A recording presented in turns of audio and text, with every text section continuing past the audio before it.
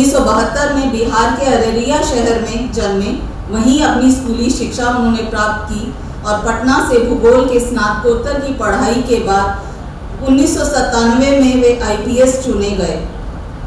IPS के लिए भारत के साथ विदेश में भी उन्होंने प्रशिक्षण प्राप्त किया और वे मार्क्समैन ग्रेड शूटर के खिताब से भी सम्मानित किए गए।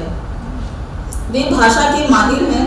हिंदी, अंग्रेजी, उर्दू के साथ साथ जो अभी आप लोग सर से डिमांड कर रहे थे, मराठी में भी वो प्रवीण हैं। महाराष्ट्र में 23 साल से सेवारत हैं और अनेक पदों पर उन्होंने अपने कर्तव्यों का निर्वाह किया है और दायित्वों को बखूबी पूरा किया है। वे पुलिस के बेहतरीन से बेहतरीन कार्यों के निर्वाहक ही नहीं, जाने माने लेखक, कवि, कुशल वक्ता भी हैं, शायर भी हैं। राज्य साहित्य अकादमी से पुरस्कृत और सम्मानित हैं।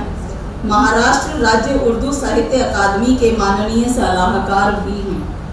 महिलाओं के प्रति अपने कर्तव्य और दायित्वों को निभाते हुए इन्होंने महाराष्ट्र पुलिस में पहली महिला कमांडो ग्रुप की शुरुआत की और महिला सुरक्षा के प्रति अपने कार्यों को कर रहे हैं। अब ज़्यादा आप और उनके बीच हम ना आते हुए उन्हें सादर आमंत्रित करते हैं। जोरदार तालियों से उनका स्वागत करते हैं।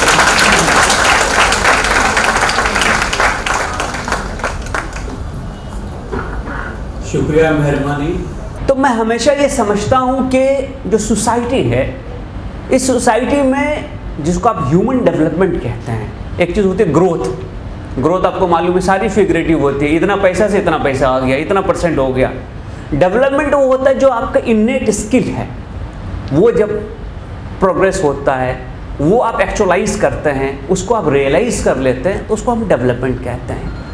तो डेवलपमेंट की जो सबसे बड़ी निशानी मैं समझता हूँ वो ये है कि फ्रीडम टू चूज़, ये इंसान के अंदर आनी चाहिए और होनी चाहिए। फ्रीडम टू चूज़, मुझे कौन सा ड्रेस पहनना है, मुझे कहाँ जाना है, मुझे कौन सी प्रोफेशन इख्तियार करनी है, मुझे कौन सा काम करना है, मुझे क्या पढ़ना है, ये सारा उसका एक भाग है। और इस सोसाइटी में जो हमारी बेसिक स्ट्रगल है वुमेन एम्पावरमेंट में, मैं समझता हूँ कि फ्रीडम टू चूज़ है। आपको कहाँ जाना है, कब जाना है, इसके लिए आपको परमिशन की ज़रूरत पड़नी नहीं चाहिए। 2020 में आज भी पड़ती है। आपको कौन सा करियर चूज़ करना है, आपको कौन सा कोर्स चूज़ करना है, आपको लाइफ में क्या करना है, हद ये कि आपको शादी किससे करनी है।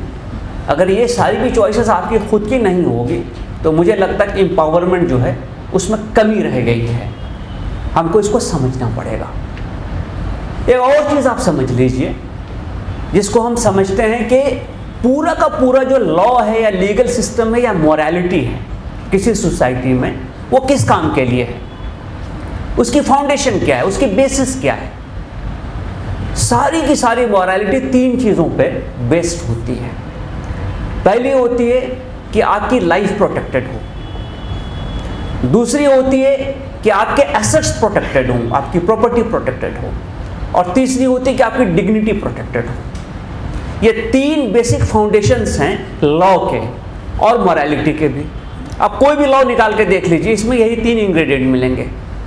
लाइफ आपकी प्रोटेक्टेड, औरों की भी प्रोटेक्टेड हो, आपके एसेट्स, आपके रिसोर्सेस, आपकी प्रॉपर्टी प्रोटेक्टेड हो और उनकी भी हो, और आपकी डिग्निटी प्रोटेक्टेड हो।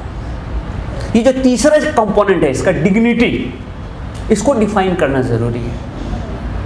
आज जो सारी लड़ाई है वुमेन की, वो इस इशू पे आ गई है। एक ज़माने तक हमको प्रॉपर्टी में भी राइट्स नहीं थे, हम पेरेंट्स की प्रॉपर्टी इनहेरिट नहीं कर सकते थे। शादी हो गई, आपका नाता टूट गया, इस हाल में हमारा समाज था। बट थैंक्स टू लॉ अब वो बदल गया है। आप पेरेंट्स की प्रॉपर्टी में आपका इक्वल शेयर है। लेकिन ये जो डिग्निटी वाला पार्ट है, ये डिग्निटी वाला पार्ट हमको सोचना चाहिए कि हमको कैसे रहना है, मुझे क्या करना है, मेरी चॉइसेस कौन सी होंगी, सोसाइटी में मेरी पोजीशन कौन सी होगी, मैं कौन सा काम करूंगी, ये सारा उसका कंपोनेंट है। और एक बात और समझ लीजिए, आपने देखा हाथी कैसे ट्रेन होता है।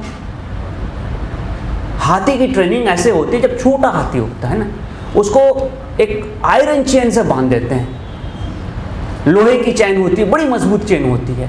वो बहुत कोशिश करता है बच्चा उसको तोड़ने के लिए, नहीं टूटती, तो धीरे धीरे वो थक हार कर छोड़ देता है।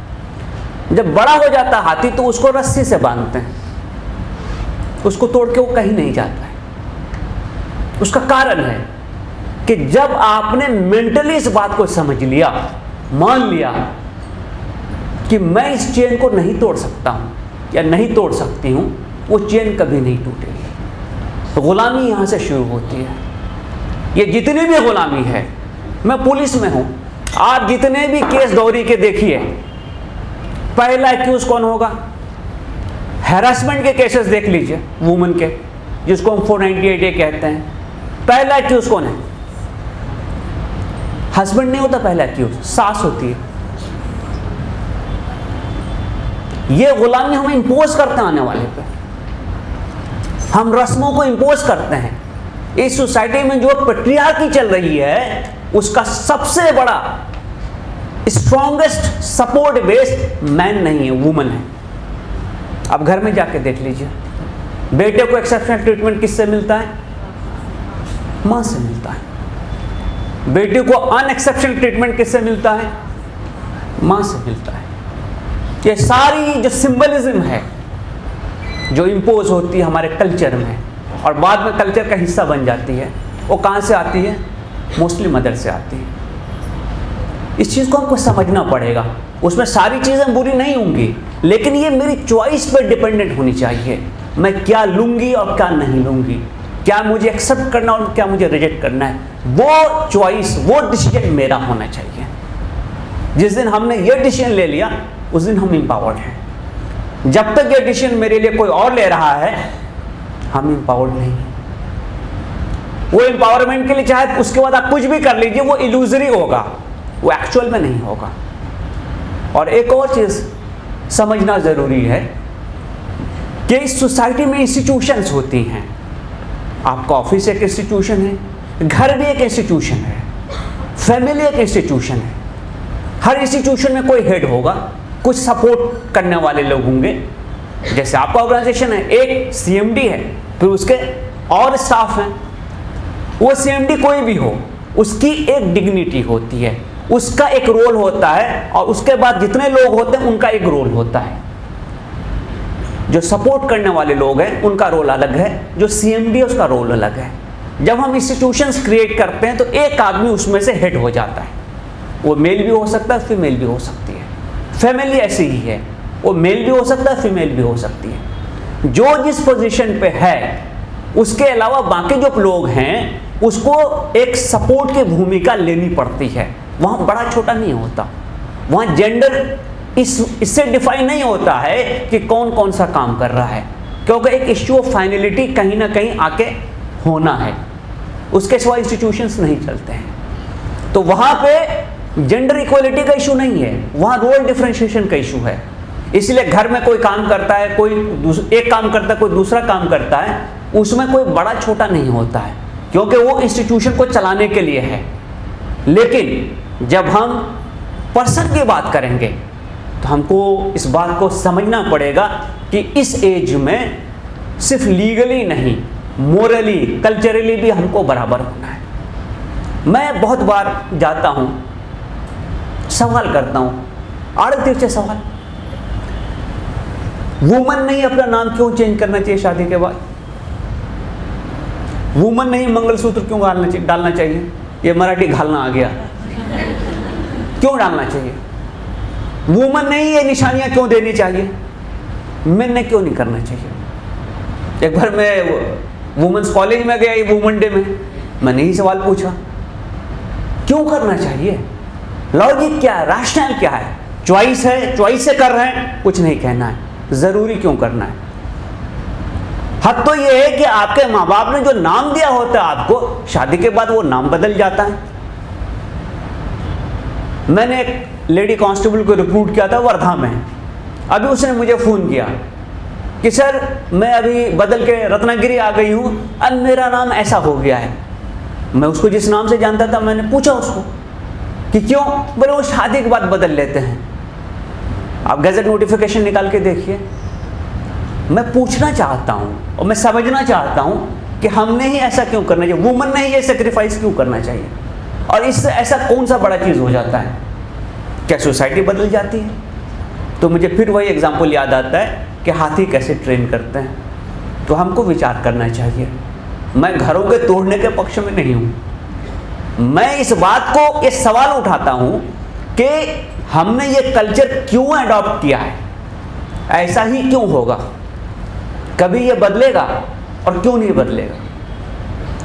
तो मैं इस चीज़ का पक्षधर हूँ कि अगर हम बाई चॉइस कोई चीज़ कर रहे हैं, दैट इज़ वेलकम, लेकिन हम पे अगर कोई चीज़ फोर्स की जा रही है तो मुझे इस बात का हक होना चाहिए कि मैं अपने हिसाब से जो मुझे अच्छा लगता है वो चॉइस ले सकूं, वो कर सकूं, वो डिसाइड कर सकूं। ये मुश्किल काम है, इसमें बहुत स्ट्रगल है, इसमें बहुत तकलीफ़ें आएंगी, लेकिन आपको मालूम है कि अगर रोज़ा मायर स्टार्ट नहीं करती कि ब्लैक के लिए सीट अलग और वाइट्स के लिए सीट अलग पब्लिक ट्रांसपोर्ट में, अमेरिका, यूएस जैसे कंट्री में, तो सिविल लिबर्टीज मूवमेंट नहीं आती और इक्वालिटी नहीं आती।